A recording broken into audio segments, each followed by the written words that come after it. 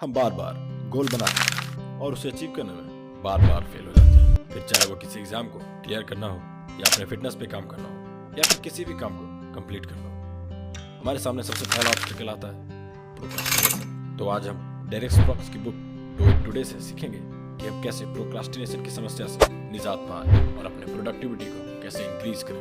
Video को हमने दो पार्ट्स में बनाया है, पार्ट 1 ओवरकमिंग प्रोक्रास्टिनेशन और part 2 improving productivity.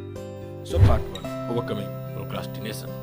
Number 1 do it today not tomorrow. हर बार जब हम कोई भी डिसीजन को टालते हैं, हर सुबह जब हम अलार्म के स्नूज बटन को दबाते हैं या फिर कोई भी टास्क को कंप्लीट नहीं करते हैं, तो हमारे पास हमेशा एक्सप्लेनेशन रेडी होता है अपने प्रोक्रास्टिनेशन के हैबिट को छुपाने के लिए।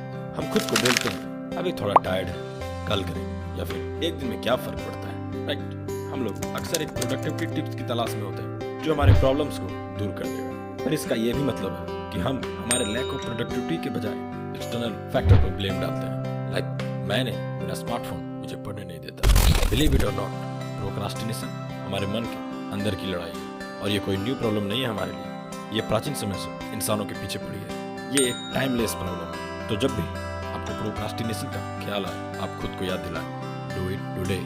इसके बाद बुक के ऑथर हमें खुद के बारे में बताते हैं कि वो एक प्रोडक्टिव और हैप्पी लाइफ कैसे। वो सबसे पहले बताते हैं कि वो अपने मेंटल टफनेस पे डेली काम करते हैं, जैसे कि माइंडफुलनेस, मेडिटेशन, स्टोइक फिलॉसफी को पढ़ना और कोई भी चीज जो आपको अपने थॉट को कंट्रोल करने में हेल्प करे। और फिर फिजिकल फिटनेस जो हमें अलर्ट और एनर्जाइज रहने में हेल्प करता है। और हर सुबह ऑथर नींद से जागते ही स्मॉल बट इंपॉर्टेंट टास्क की लिस्ट बनाते हैं जो उन्हें दिन भर में कंप्लीट करना होता है। ये लिस्ट उनको डिस्ट्रैक्ट होने से बचाता है। और इसी तरह के कई टिप्स एंड ट्रिक्स ऑथर आगे बुक में बताते हैं जो कि प्रोक्रास्टिनेशन को बीट करने में हमारी मदद करते हैं। पर उनमें से बेस्ट 5 मैं आपके लिए लाया हूँ। Number 1 what you should do when you can't focus. क्या आप अपने ज़्यादातर टास्क अधूरा छोड़ देते हो या फिर हमेशा नोटिफिकेशन से डिस्ट्रैक्ट होते रहते हो? बिल्कुल, किसी एक काम पे फोकस करना सबसे मुश्किल कामों में से एक है।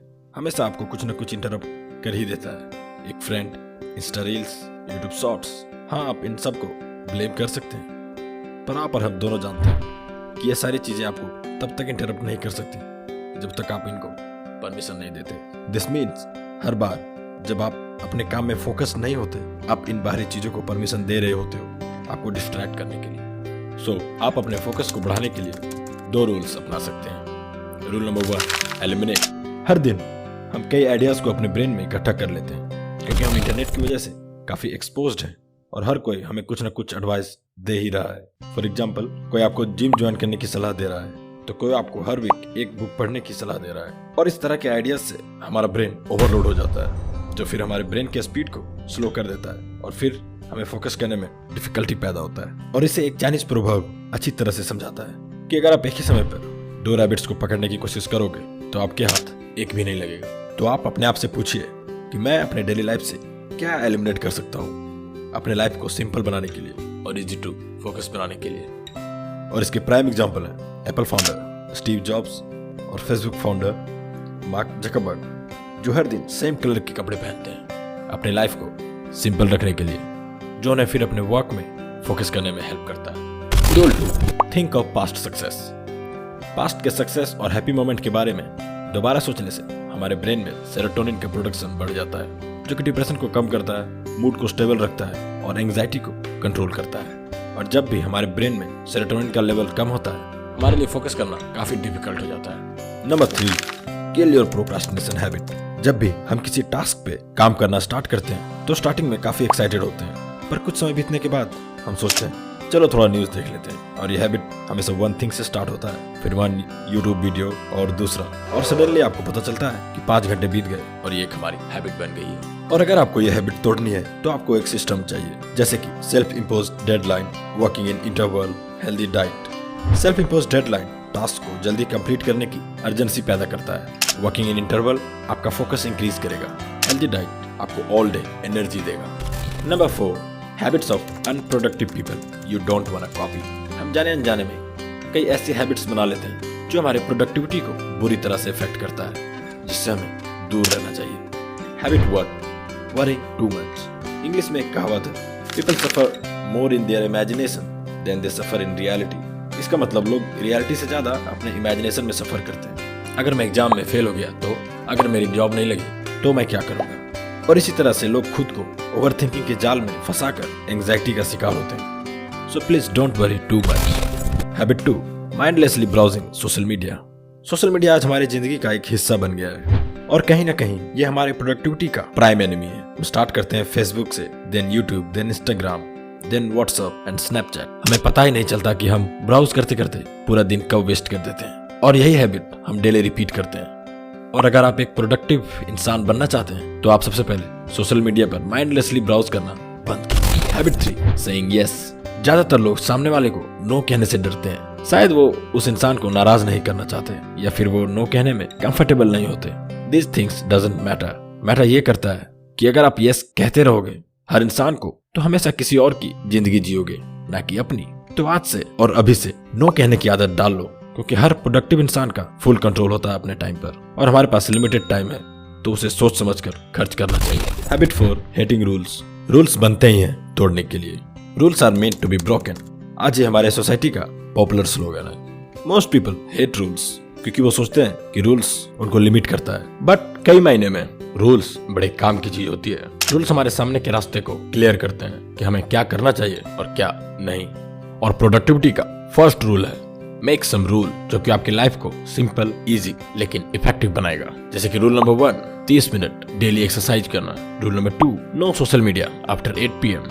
रूल नंबर 3, हर दिन सोने से पहले एक बुक पढ़ना।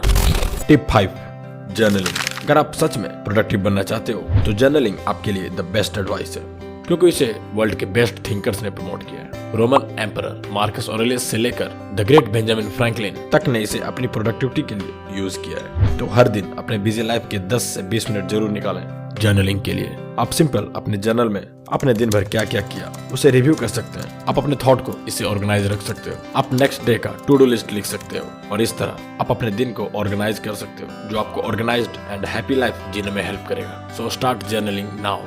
और अब do it today part 2, improving productivity.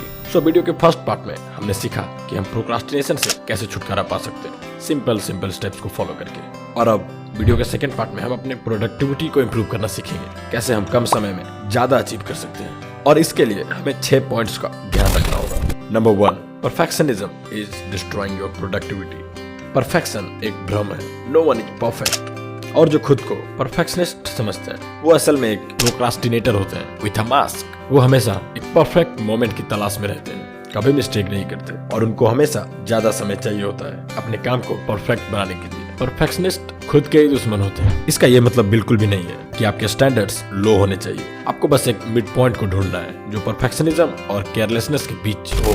Number 2, use Pomodoro technique. हमारा ब्रेन किसी सिंगल टास्क पे ज्यादा समय के लिए फोकस्ड नहीं रह सकता, तो हर 40 to 45 मिनट के बाद एक 15 मिनट का ब्रेक लेना एक गुड डिसीजन साबित हो सकता है, क्योंकि ये टेक्निक आपके फोकस को लो नहीं होने देता और आपको लंबे समय तक फोकस्ड रहने में मदद करता है। और इसी टेक्निक को पोमोडोरो टेक्निक कहते हैं। Number 3, eliminate distraction. Will power is overrated, क्योंकि विल पावर मेंटल एनर्जी पे डिपेंड करती है, और हमारे पास लिमिटेड मेंटल एनर्जी होती है फॉर अ सिंगल डे। वो हर यूज के साथ कम होती रहती है, और फिर हमारा विल पावर कमजोर होने लगता है। उसके बाद टेम्पटेशन को रोकना डिफिकल्ट होने लगता है। तो अगर आप खुद को लंबे समय के लिए फोकस्ड रखना चाहते हो तो eliminate the distraction like news app, Netflix और Instagram. Just delete these app. Number 4, keep away clutters. Clutter यानी अनऑर्गेनाइज्ड, फिर वो चाहे आपका रूम हो या आपका डेस्क। और ये आज हमारे बारे में आम बात है। और अगर आपका रूम बिखरा और अनऑर्गेनाइज्ड है, ये दर्शाता है कि आपका लाइफ भी अनऑर्गेनाइज्ड है। Unorganised life means unorganised brain, और आप एक अनऑर्गेनाइज्ड माइंड से प्रोडक्टिविटी की उम्मीद तो बिल्कुल नहीं कर सकते। तो मैं आपको सजेस्ट करूंगा